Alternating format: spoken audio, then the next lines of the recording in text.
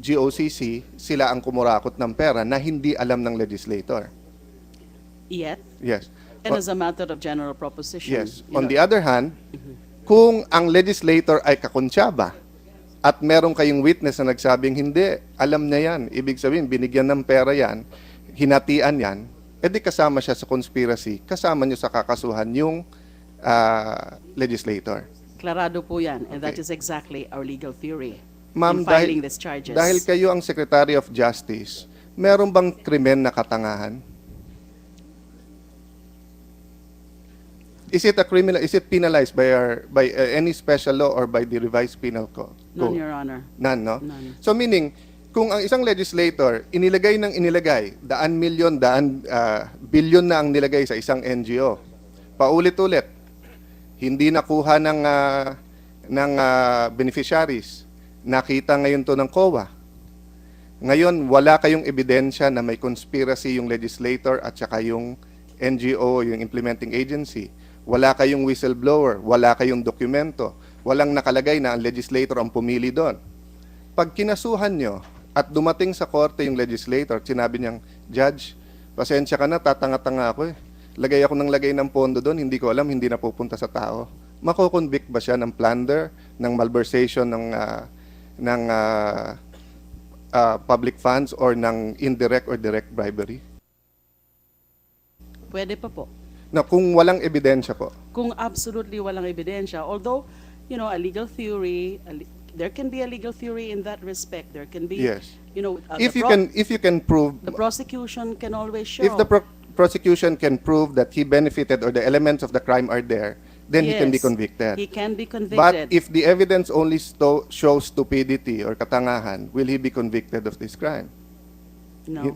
No, meaning, As a- ma'am, as a matter I'm of- saying is that you cannot just file a case just because someone says you keep putting funds there. And that's why you're studying the case very carefully, and that's why it's taking you so long a time, because you don't want to go to court and say, obvious naman ninakaw niya. Dahil ang judge ay hindi pwede mag-convict dahil obvious lang. You need the evidence to show that, meaning, ma'am, let me clarify, no? What is sometimes obvious in public opinion is It's not not necessarily necessarily. obvious in law or in the judge. You need the evidence to make it obvious. So what you're saying is that sometimes the legal theory can show that it's obvious.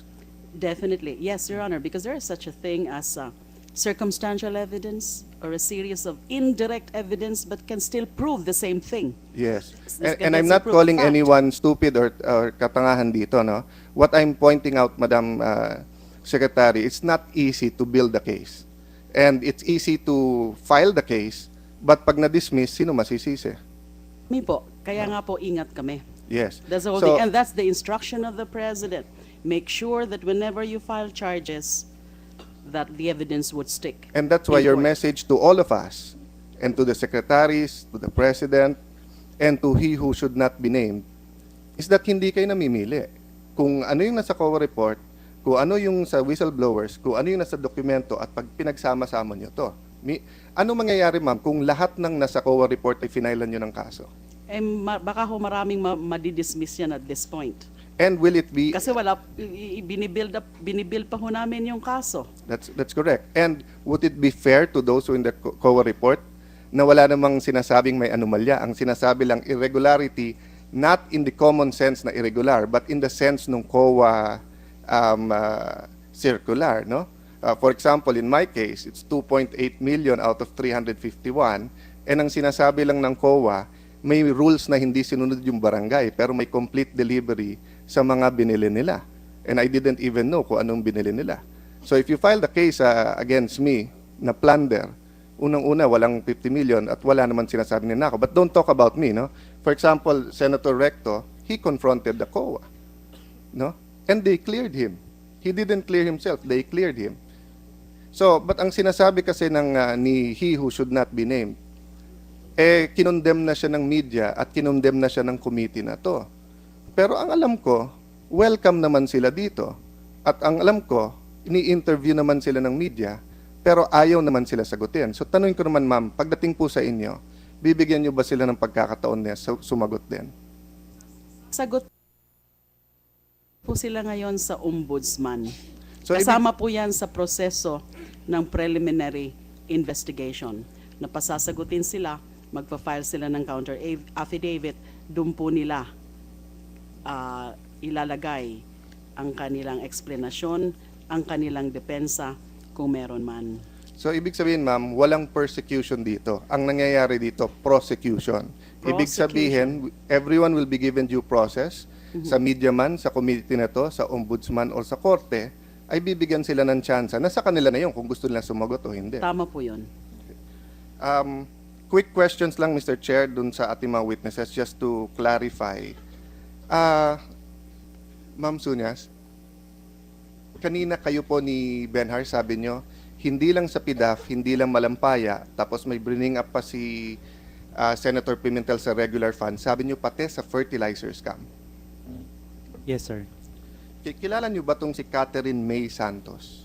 Yes, sir. Sino siya? Dati kasi po siya, ang posisyon niya, ASEC, time ni Secretary Domingo Panganiban. Panganiban. Yes, hindi ko rin siya kilala, kaya ko siya binabanggit. Dahil siya yung nag-certify na walang kilalaman sa fertilizer scam si Miss Napoles at kaya nakalusot sa Blue Ribbon Committee nung panahon ni Senator Gordon nung iniimbestigahan dito dahil may certification si Catherine May Santos na hindi siya kasama sa fertilizer scam. Pero ang sinasabi nyo, hindi, kasama din siya doon. Kasama, alam ko sir, kasama po siya doon sa, kasama po yung Jokris Trading doon sa, kasi siya po yung nag-supply doon sa tatlong foundation din eh. And isa sa mga contact o kakilala din niya tong si Catherine May Santos. Yes po, nung that time nasa DA po si Miss Catherine May Santos. Okay. Tapos ma'am, Sunya, sa inyong affidavit, sabi niyo yung POP DFI ay naka-address sa Naka-address po sa isa sa mga bahay ni Mrs. Janet Napoles po. Block 3, Lot 59, Phase 2, EP Village, Taguig City. Doon sa hindi nakakalam, EP Village means Enlisted Personnel Village. Correction po, Your Honor. Block 23, Lot 59, Phase 2, EP Village, Taguig City. Yes. So, pero sabi mo, yun para lang for the purposes nung papeles. Yes po. Hindi talaga doon nag-opisina yung NGO na yon. Hindi po, Your Honor. Pina-check ko, ang tax declaration niya ay nakapangalan sa JCLN Real Estate Development Corporation siguro to, no? Can I ask Yes. Ma'am Sula naman, Opo, do you confirm this? Opo, katatransfer lang po namin yan. So, ibig sabihin, hindi masasabi ni Ma'am Napoles, ika nga, or ni Miss Napoles, na wala siyang kilalaman sa NGO na to dahil yung ginamit ng address, eto bang JCLN ay kay Miss Napoles din to? Opo. Okay. Kasi di ba kanina tinanong ka nung, sabi mo tinatanong ka nung attorney Tan ho ba? Opo. Attorney Tan may paper trail ba yan? O yan bang, ang depensa kasi ni Miss Napoles, di ba, is that lahat ito ay hindi matatali sa kanya. No, parang ang pinapalabas niya, may legislator, may DBM, may SARO, may implementing agency, and then may NGO na nag-implement. At yung NGO niyan, tama ba Benhar na ni isa sa mga NGO na yan, wala siyang pangalan doon? Yes, sir. Therefore, narinig ko yung abogado ni Ms. Napoles, ang sabi niya, bakit nyo ba siya dinadamay dito? Wala naman siyang kilalaman dito. Meron po akong isang dokumento na masaganang ani ng purchase order ng materials na dapat i-deliver. Siya po ang nag-approve doon sa requisition. So meaning, hindi na natin isa-isahin, but nakakita ang DOJ ng pattern at ng mga ebidensya na siya talaga ang nasa likod at nagpapatakbo nito, no? For example nga, na hindi naman dyan nag-opisina, doon naman sa Discovery nag-opisina, pero ang ginamit na address, itong Lot 59, Block 23, Phase 2, at ito naman pala ay nakaregister kay sa JCLN Real Estate. So iba yan sa JLN Corporation. Pali po sister company niya. Ito rin po yung mga, ang makikita po doon sa SEC paper, yung telephone number na ang nilalagay ko po yung telephone number ng JLN Corporation sa discovery. So sa corporation law, ito tinatawag na pinipierce mo yung corporate veil. Na ang isang korporasyon kasi parang separate na personality o tao yan eh. It's not a natural person, hindi siya tao, pero may separate juridical entity. Pero pag napatunayan na ginagamit lang itong mga to ng isang tao, you can go beyond that yung niregister nyo sa SEC. So sinasabi nyo, Ma'am Sula, is that etong mga to, yung foundations man, yung JLN, yung JCLN, lahat yan Janet Napoles yan. Opo. Okay. Ma'am, estimate lang, kasama yung golf shares, club shares, property, more or less how much are we talking about here? Totoo ba yung nakita ko sa TV na yung hotel lang sa, yung inn na sinasabi nyo sa Anaheim ba yan? Sa abroad? Ay $7 million daw yan? Bali po si Mr. Benhar po makakasagot. Benar, more or less, narinig naman natin isa-isa yan, and I guess madali namang kunin yung BIR zonal, etc. No? But how much worth of properties are we talking about? Sir, hindi ko po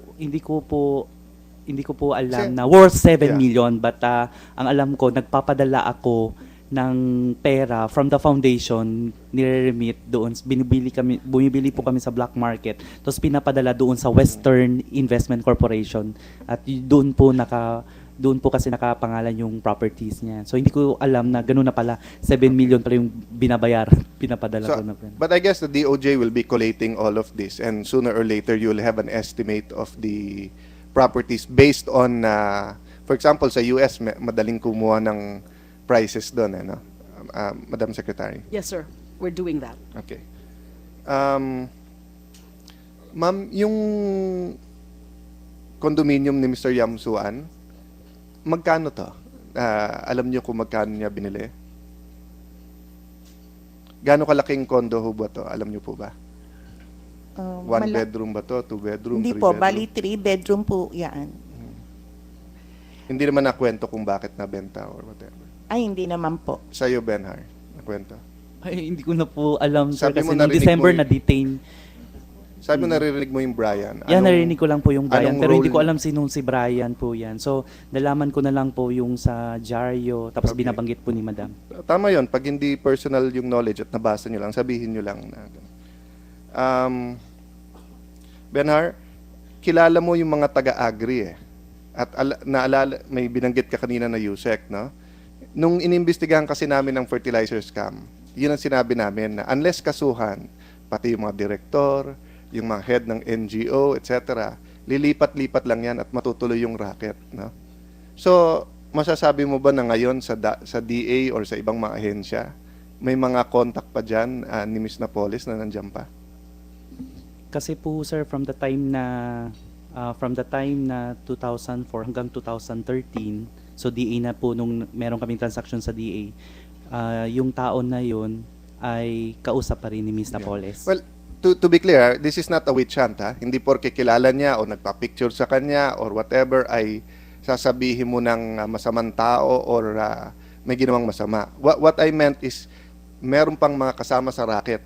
Ibig sabihin, pag contact niya doon, yun ang gagawa ng MOA or kaya sabihin, hanap tayo ng LGU kung saan natin ilalagay, no? Hindi naman po, sir.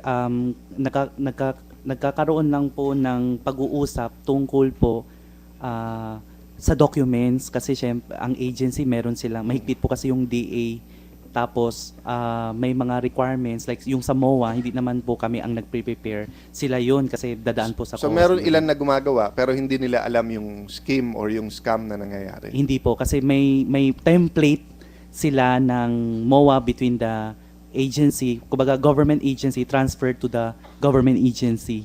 Ganun po. Like the DA transferred to the LGU, may template silang sinusunod. At lahat ng alam nyo, nasabi nyo na sa DOJ. Opo, nasabi po. Kaya kung sinasabi to, syempre, na ano yung iba, na baka naman continuing to. Alam mo, may kagalit lang kayo, idadagdag nyo later on. Or meron kayong gustong protektahan, tatanggalin nyo. Kaya napaka-importante para sa amin na malaman na lahat ng alam nyo ay sinabi nyo na at ang DOJ